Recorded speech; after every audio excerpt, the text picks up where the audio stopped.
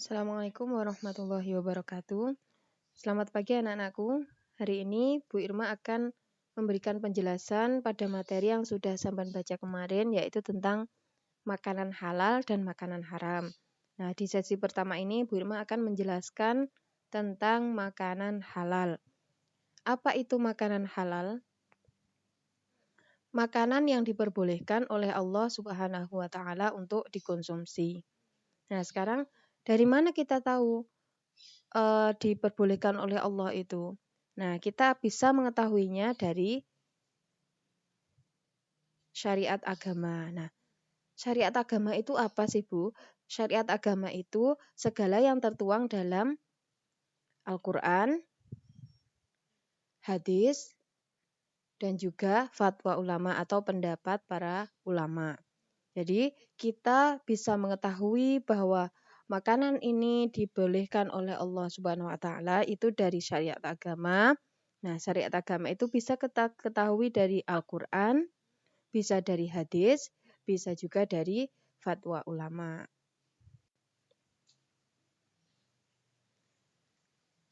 Allah telah memerintahkan kita untuk memakan makanan yang halal.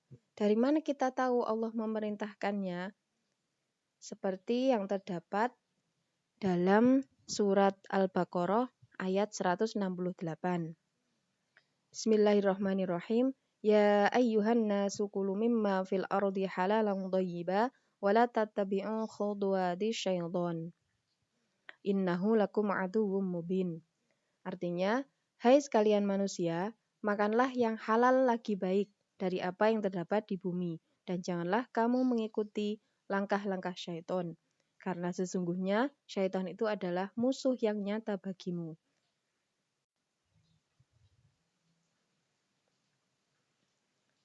Selanjutnya, kriteria makanan halal. Jadi, makanan halal itu bisa dikatakan halal ketika memenuhi beberapa kriteria berikut ini. Ada 3 kriteria. Yang pertama, halal karena zatnya. Artinya, tidak ada larangan dalam Al-Quran dan hadis kalau makanan ini haram. Misalnya, daging babi, daging anjing, itu semuanya jelas zatnya haram karena disebutkan jelas-jelas haram di dalam Al-Quran sebagaimana yang ada di dalam buku kalian itu ada ayat dan hadisnya. Yang kedua adalah halal dari cara mendapatkannya. Jadi ketika zatnya sudah halal, maka harus dilihat lagi apakah cara mendapatkannya sudah halal. Misalnya, apakah ini diperoleh dengan cara yang baik, artinya tidak mencuri dan tidak menipu. Jika cara mendapatkannya sudah halal, maka kriteria halal yang kedua sudah terpenuhi. Nah, yang terakhir kriterianya adalah halal dari segi proses atau cara mengolahnya. Jadi misalnya makanan ini berupa ayam goreng katakanlah ya. Nah, ayam goreng. Nah, ayam itu sendiri zatnya sudah halal. Bagaimana Ibu tahu itu halal? Karena di dalam Al-Quran tidak ada dalil dalam Al-Quran maupun hadis maupun fatwa ulama yang menyebutkan bahwa ayam itu haram. Jadi di sini zatnya sudah halal. Kemudian yang kedua, ayam goreng ini dibeli dengan uang yang uangnya dihasilkan dari bekerja yang halal tentunya. Kemudian kriteria yang ketiga, ayam goreng ini prosesnya atau cara mengolahnya seperti apa? Ini digoreng dengan minyak goreng seperti biasanya, tidak tercampur dengan sesuatu yang haram. Nah, dari sini 3 kriteria halal sudah dipenuhi oleh ayam goreng yang Bu Irma sebutkan tadi sebagai contoh. Jadi, kalau kita mau makan sesuatu, harus dilihat dulu. Jangan langsung dimakan. Kecuali yang sudah kita jelas-jelas tahu bahwa itu halal. Jadi, harus diteliti dari 3 kriteria ini. Zatnya bagaimana, cara mendapatkannya bagaimana, dan bagaimana cara mengolahnya. Nah, untuk mempermudah, ada ciri-ciri makanan halal. Jadi dari ciri-ciri ini bisa kita ketahui selain dari kriteria yang tadi. Yang pertama, tentu saja tidak ada larangan dalam Al-Quran dan hadis tentang makanan tersebut. Yang kedua, bersih, tidak najis, dan tidak menjijikkan. Yang ketiga, tidak menimbulkan mudorot. Mudorot itu apa? Mudorot itu kerusakan. Jadi tidak merusak baik itu tubuh maupun lingkungan.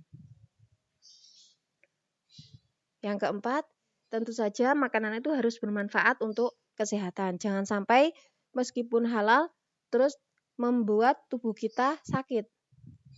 Itu tidak boleh. Yang berikutnya adalah bergizi. Bergizi itu artinya ya bermanfaat untuk kesehatan. Tidak hanya sekedar enak dan halal saja.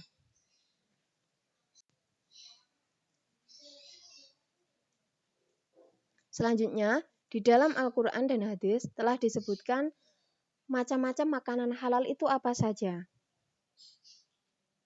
Nih, ada yang pertama adalah segala yang dihalalkan oleh Allah dan Nabi. Artinya disebutkan dalam Al-Quran dan juga disebutkan dalam hadis.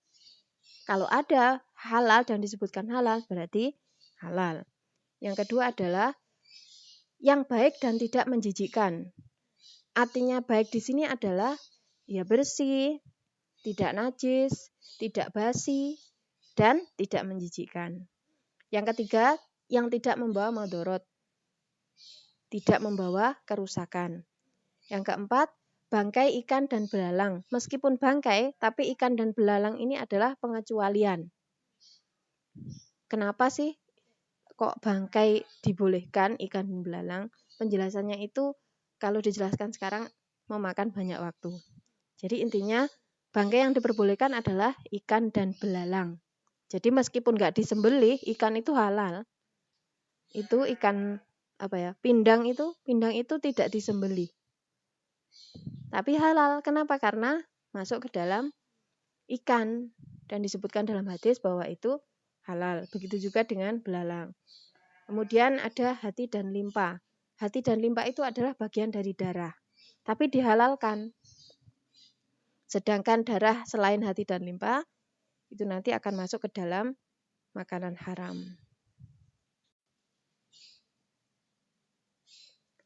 Selanjutnya setelah kita ketahui segala sesuatu tentang makanan halal, kita harus perhatikan betul ketika kita memilih makanan yang akan kita makan. Apanya Bu yang perhatikan?